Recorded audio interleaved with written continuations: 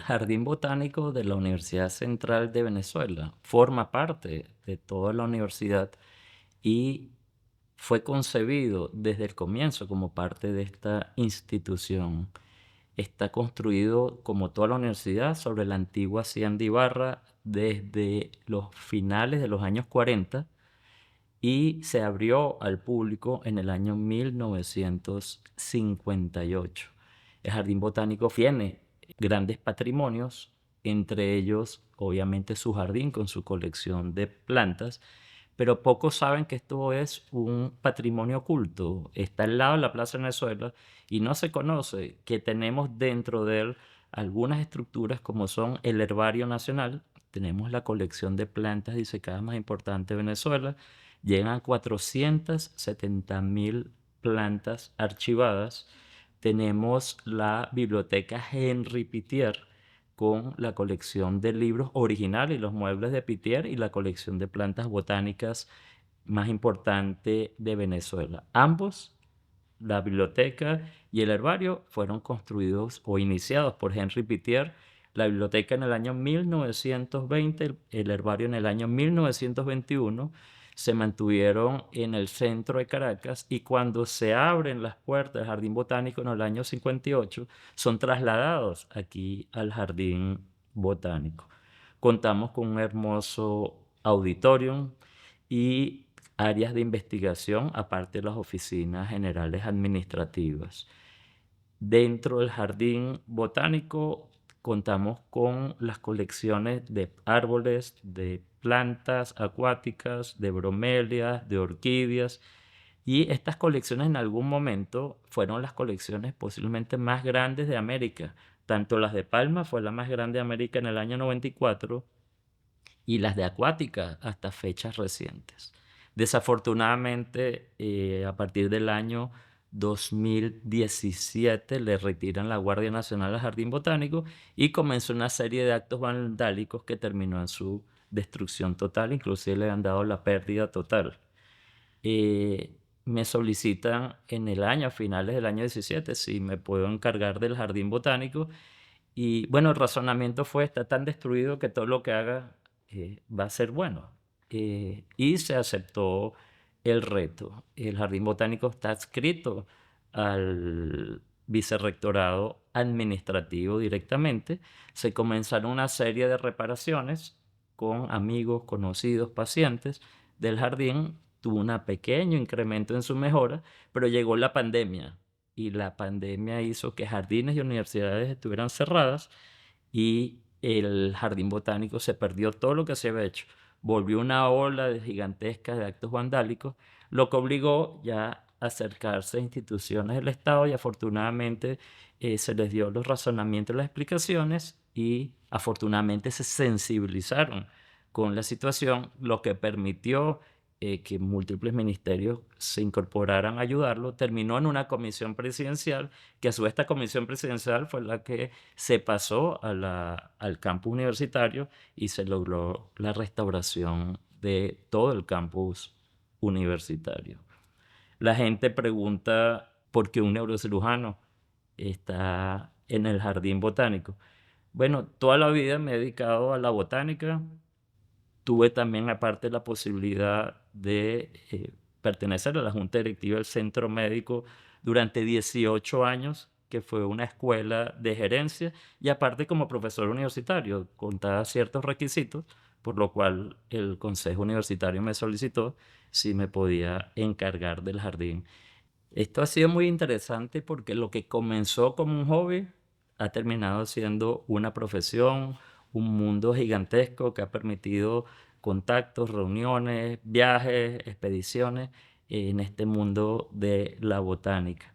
Muchos me preguntan por qué palmas. Bueno, inicialmente como hobby manejamos muy bien junto con mi hermano todo lo que era la biología de orquídeas. Manejamos orquídeas mientras estudiábamos medicina. Teníamos un orquidiario hermosísimo en la casa cuando vivíamos en San Bernardino y se nos permitió conocer toda Venezuela. Viajábamos a distintos sitios buscando especies. Después, con el tiempo, bueno, aprendimos algo de bromelia. Después, bueno, la profesión, la especialización, la familia, todo eso lo abarca uno y baja la intensidad. Y después, cuando uno ya está más estable, donde ya puede dedicarse a otras cosas. Hubo un hecho muy interesante que estando en mi casa, vino un conocido experto en botánica y yo le estoy explicando las plantas que tengo en mi jardín. Y una planta que le digo: "Oye, mira, esta palma", le digo así, "no sé cómo se llama". Y me dijeron, palabras más, palabras menos: "Oye, qué bruto, ¿cómo es decir que eso es una palma? Eso no es una palma, eso es una Ciclantaceae". No se me olvida más nunca el nombre.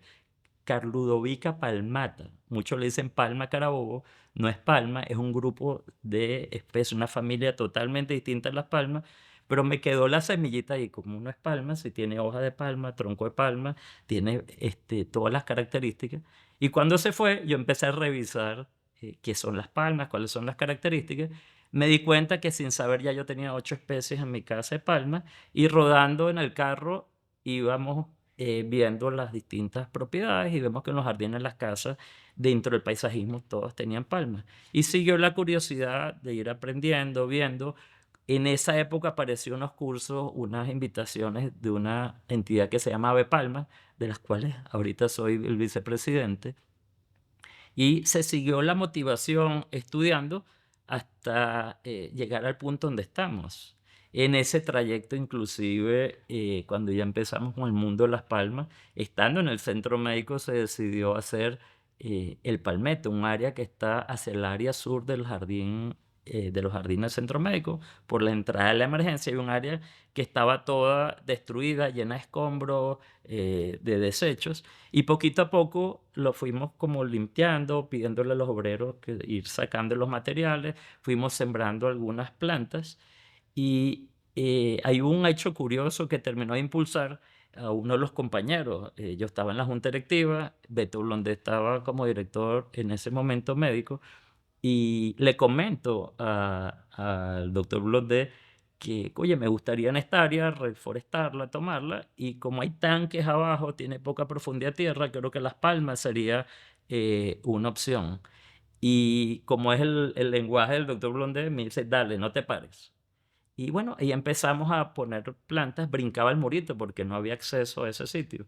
Brincaba el murito, iba trayendo alguna especie y después se fue poniendo interesante. Y ya así después, como una decisión de junta directiva, se autoriza como tal el palmetum, ya se le empieza a hacer el acceso, se le hace la escalera de teca que tiene ahorita muy bonita, se le puso sus nombres a las plantas, se le puso su riego y llegó a ser tan interesante que llegó a ser una colección en algún momento de 90 especies de palmas. Se inauguró el 2 de febrero del 2012. Vinieron inclusive de otros países para esa inauguración. Vino la Asociación Botánica Española de Palmas y Cicas, ABPIC. Estuvieron los españoles aquí.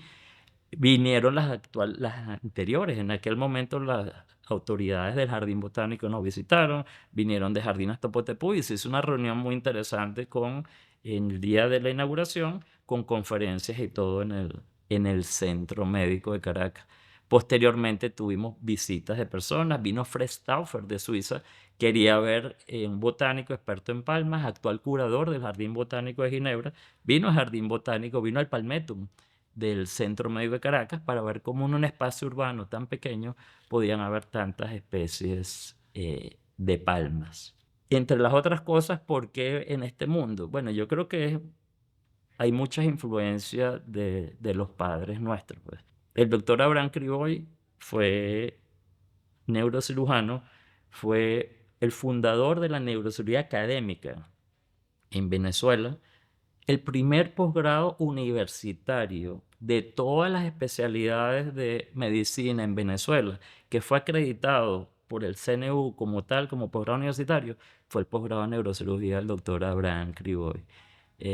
Mi padre, el doctor Abraham, era digo yo, un médico renacentista, esos que pueden dominar cualquier tema, dominaba cualquier tema, así como dominaba la neurocirugía, podía dominar el arte, podía dominar conocimiento de música, sin ser ortodoxo religioso, sabía muchísimo de religión, dejó múltiples publicaciones, dejó libros, entre ellos libros de Maimónides, precisamente, ¿no? El médico judío que logró transformar la ley oral judía en el Talmud, en la ley escrita judía.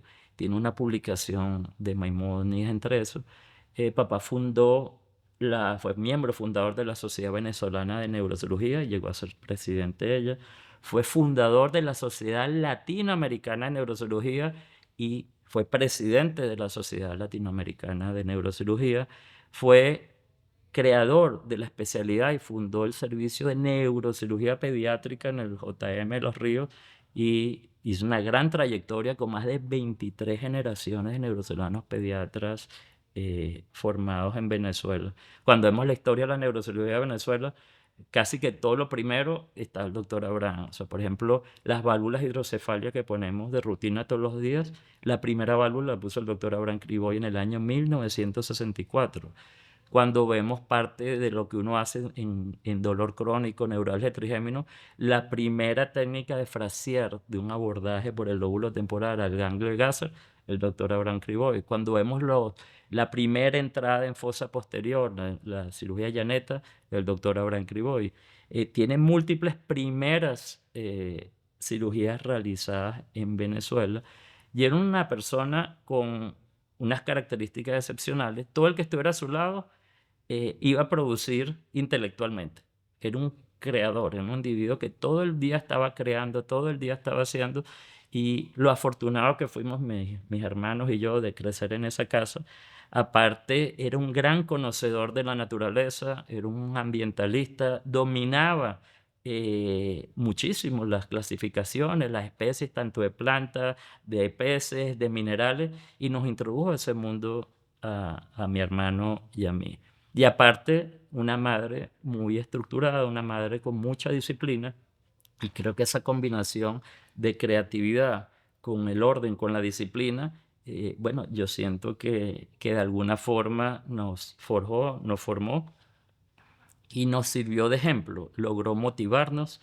Desde muy pequeño nos llevó al Centro Médico de Caracas, desde muy pequeño, estoy hablando de los 12 años, acompañamos a mi padre a sus actividades. Desde muy pequeños nos enseñó cómo se hacían los electroencefalogramas y lo ayudamos.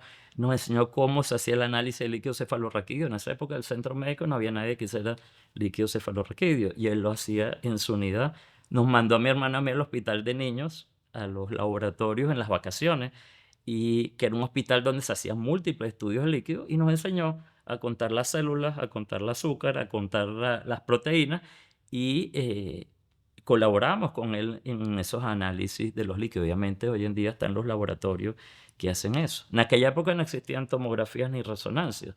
Se hacían estudios para la columna en mielografía, donde se hacía una punción lumbar, se inyectaba contraste, y ahí se hacía diagnóstico. Se hacían las arteriografías cerebrales percutáneas. Hoy en día no, hoy se hacen con técnicas de catéteres por la ingle. En aquella época se hacían percutáneas y lo acompañamos a hacer las arteriografías. Habían estudios impresionantes como las neumoencefalografías. Se hacía una punción lumbar, se metía aire al sistema nervioso, se hacía girar el paciente, y como se movieran las burbujas de aire en el cerebro, ellos hacían diagnóstico. Yo creo que eran unos verdaderos héroes en esa época, y la capacidad de estudio, aprendizaje, y tuvo la oportunidad de vivir toda esa transición desde una neurocirugía con pocos recursos a una neurocirugía con todos los recursos, con todos los avances, una neurocirugía después sumada a todo el desarrollo de la computación. Y bueno, yo pienso que el impulso que tuvo él y que nos lo supo transmitir, se lo agradecemos enormemente.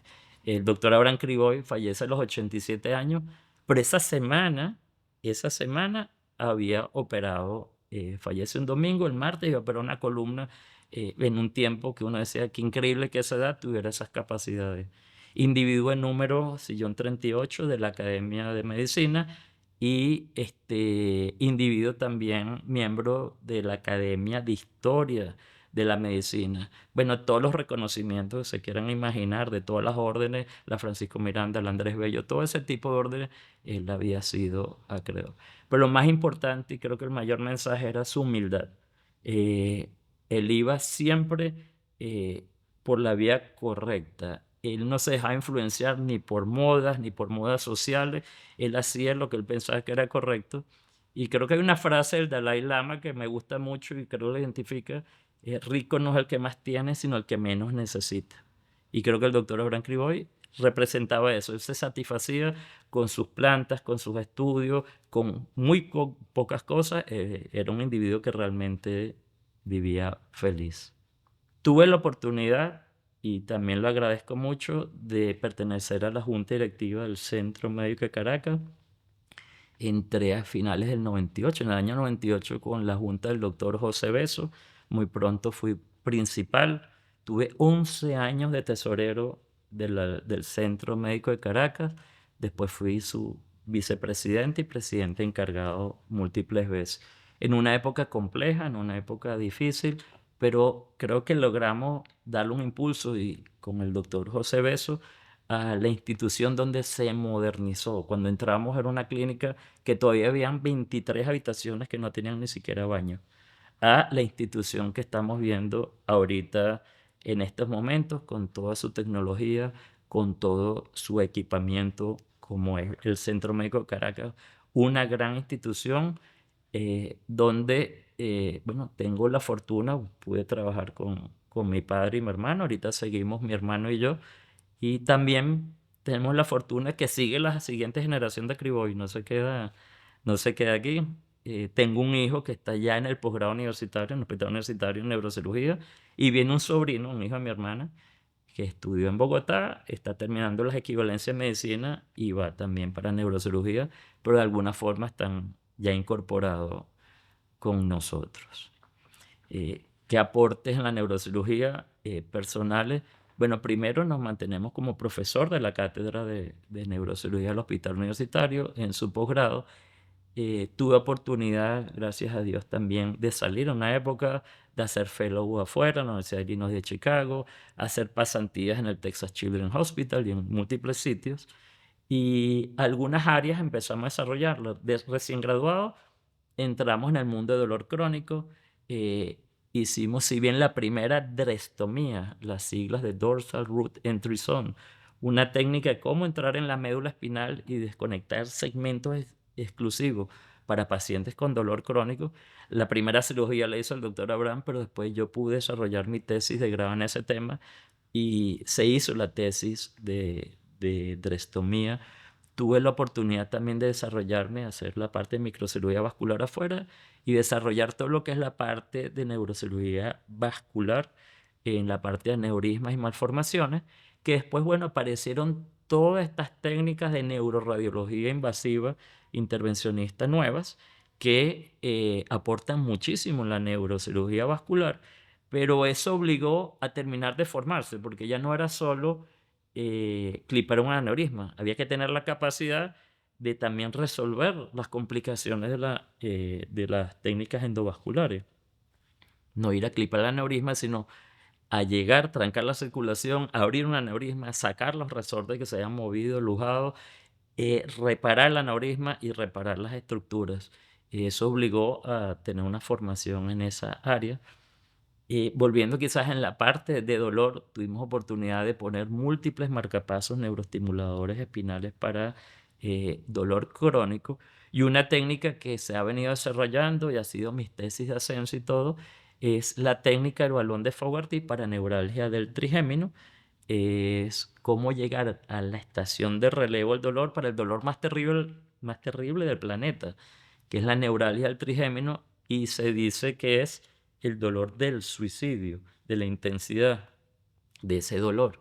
Y hemos desarrollado una técnica poco invasiva, se puede hacer hasta ambulatorio muchas veces, un día de hospitalización, y tenemos múltiples casos, de los cuales, si bien pasa algunos cientos de casos, hay 40 casos registrados con más de 10 años de seguimiento, y esa ha sido la tesis de ascenso, y es una técnica incorporada al país. Se ha transmitido a los residentes. Tuve oportunidad de ir a Mérida también a entrenar ahí para que los neurocirujanos del HULA aprendan las técnicas, porque es otra cosa, otra enseñanza del Padre en nosotros, es transmitir el conocimiento. No hago nada yo con esconder el conocimiento, no querer que los otros se formen, al revés. Transmitir los trucos, transmitir el conocimiento, porque eso va en beneficio de todos, del país, de la ciencia, de la medicina y de nuestros pacientes. hacia dónde creo yo que va la humanidad. Claro, es un término muy complejo, ¿no? Un tema complejísimo porque nadie tiene una bolita mágica, pero sí sabemos algunos cambios que han habido a nivel mundial que hasta desde el punto de vista médico han sido muy impresionantes, que es todo lo que ha aparecido en los avances tecnológicos, no solo en las tecnologías directas, en imágenes, todo, sobre todo en la inteligencia artificial. La inteligencia artificial tiene un potencial brutal en la medicina, en el diagnóstico, en la interpretación. Inclusive recientemente salieron como protocolos de inteligencia artificial, pueden sacar modelos de nuevos medicamentos, sacaron modelos de nuevos antibióticos. Pero ¿eso qué va a hacer? Eso va a hacer que prolonguemos, aumentemos la longevidad de la raza humana. ¿Qué va a pasar también con eso? Van a empezar a ver también ciertos cambios desde el punto de vista social. Vamos a tener poblaciones más envejecidas en un planeta donde la tasa de natalidad de los países desarrollados vienen reduciéndose. Entonces, la inteligencia artificial va a ser una herramienta gigantesca a futuro, nos va a mejorar la longevidad, nos va a permitir, como están muchos, planificando la ida a lo mejor a otros lugares, explorar otros planetas. Las comunicaciones y la computación ha permitido que la información se distribuya en el mundo. Hay migraciones, ya las regiones no son como se describían antes, donde los grupos sociales y étnicos están distintos, se van mezclando, habiendo migraciones, eso va homogenizando las sociedades, pero también hay que tener cuidado porque hay valores y factores éticos en el manejo de ese conocimiento de la inteligencia artificial. Y eso puede también empezar a hacer que haya grupos sociales con acceso a la inteligencia artificial de desarrollo y se empiecen a crear desigualdades que empiezan a traer también conflictos. Otro punto hacia dónde puede ir el planeta, recuérdese, desde el punto de vista ambiental, está todo lo que se habla de calentamiento global y cambio climático. Si bien eso tiene muchas discusiones y controversias, porque de alguna forma el planeta tiene ciclos de 40.000 años de calentamiento y enfriamiento de condiciones naturales. Ya venimos de glaciaciones y hemos venido de fase de calentamiento, pero si hay un aceleramiento en ese procedimiento por culpa de la humanidad, de causas antrópicas, de causas humanas, por esa acumulación, ese desmedido deseo de crecimiento, el uso de combustibles fósiles, la acumulación de gases invernaderos, y eso va siendo el segundo tema, que no es el calentamiento, sino el cambio climático. Y estamos viendo cómo empiezan a ser los climas extremos. Empezamos a tener áreas donde hay lluvias gigantescas con sequía, fenómeno del niño mezclado con el de la niña, inundaciones, todo eso va haciendo que hay que ver la humanidad hacia dónde dirigirse y dónde controlarlo. Si bien existió un acuerdo de la ONU en el año 2015 de los ODS, los Objetivos de Desarrollo Sostenible, donde son 17 puntos que hay que tratar de cumplir todos los países el 2017, donde está toda alimentación, educación, salud, uso de energías renovables sustentables, que sería ideal que la humanidad entera se dirija hacia eso, hacia ese camino para tratar de preservar el planeta que vivimos. Y los otros factores de humanidad que a veces ya no están son los grupos políticos, los grupos de élite, los grupos de mando, hacia dónde quieran dirigir esa estructura. Pero donde nosotros podemos actuar, donde podamos influir en esa distribución de conocimiento, en el mantenimiento del ambiente, ahí vamos a estar siempre ayudando en lo posible. Si bien uno está dedicado a la neurocirugía, uno está dedicado también a la parte botánica, también he tenido, digo, la fortuna, yo manejo la parte de seguridad médica de la comunidad hebrea, donde hemos podido desarrollar junto con compañeros como el doctor Isaac Benjamín, obstetra del Ávila, muy competente, un sistema que ya existe en otros países, se llama Hatzalah, es un sistema de atención en las casas, atención gratuita, en otros países solamente paramédicos, grupos, muchachos paramédicos, que van, rescatan a la persona y la llevan a las instituciones, Pero nosotros después de pandemia y nos tocó manejar toda la situación dentro de la comunidad hebrea, nos dimos cuenta de las necesidades, los requerimientos. Mucha gente mayor, que no es solo en la comunidad hebrea, en todo el país, pero en la comunidad, gente mayor donde los hijos tuvieron que emigrar por diferentes condiciones y están solos. Creamos Atsalab, pero tenemos nuestro call center con 7 médicos. Nosotros sí tenemos grupos médicos que están activos en el call center. Hemos formado 60 muchachos de paramédico en un diplomado de la Simón Bolívar, 2 cortes de 30 muchachos. Estamos ocupando en Hebraica 3 oficinas. Nos han donado ya 2 ambulancias, 2 motos, tenemos sistemas de radio. Los choferes, tenemos 4 choferes bomberos paramédicos. Y ha sido una gran satisfacción, ha sido parte de esta vertiente social de tratar de ayudar. Si uno está en posición de ayudar, eh, ¿por qué no hacerlo? Y en un par de años tenemos más de 3.000 llamadas, tenemos más de 600 traslados y no importa, con una de estas vidas que se haya salvado, se justifica todo este esfuerzo, todo este trabajo. Para mí el Centro Médico de Caracas es más que el mar estrellado, que es la familia, todo, pero eh, ha sido igual que mi hogar todo este tiempo. Desde muy chiquito, desde muy joven, incorporado en el centro médico. Tuve oportunidad de conocer los grandes médicos que fundaron y siguieron la institución, ver sus obras, ver su labor, desde muy pequeño, como le digo, entrando a cirugía, viendo los sábados las punciones lumbares, las mielografías, las arteriografías, poder hacer análisis de líquido cefalorraquídeo, poder aprender electroencefalografía. Lo que todo eso hizo que cuando entré en la carrera de medicina, realmente sabía lo que iba y sabía lo que quería. Ya lo había vivido, había algún concepto que es el conocimiento heurístico. El conocimiento heurístico es lo que yo sé porque lo viví, no porque me lo enseñaron o lo leí o algo. Y ya uno iba con bastante, aparte de todo lo que había aprendido, me habían enseñado las vivencias.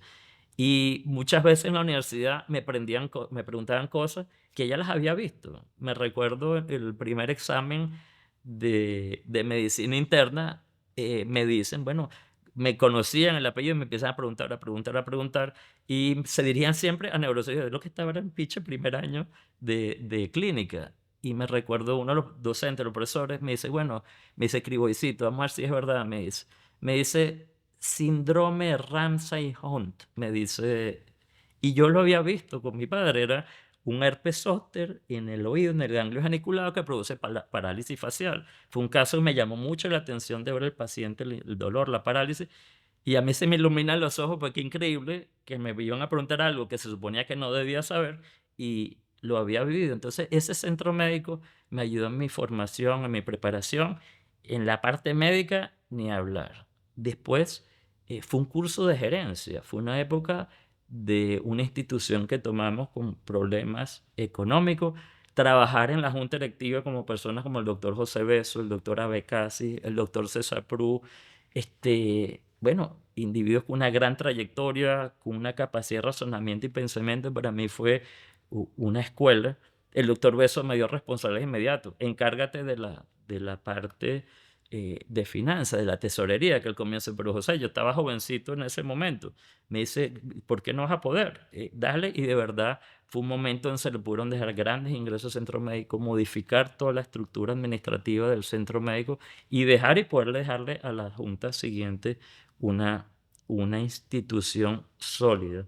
Y aparte ahorita, si bien no estoy directo en la junta directiva, la junta anterior me han encargado de los jardines del centro médico, de mantener el palmetum, y bueno, creo que también puedo ayudar y colaborar en esa imagen de la institución. Es increíble, uno sabe que el paciente que va al centro médico va por necesidad, no va por placer. Y poderle darle unas áreas de esparcimiento, un ambiente agradable, también es muy gratificante. Entonces el centro médico es parte de uno, no lo puedo separar. Ha sido parte de mi vida, de mi familia y agradecido altamente de pertenecer a esta institución.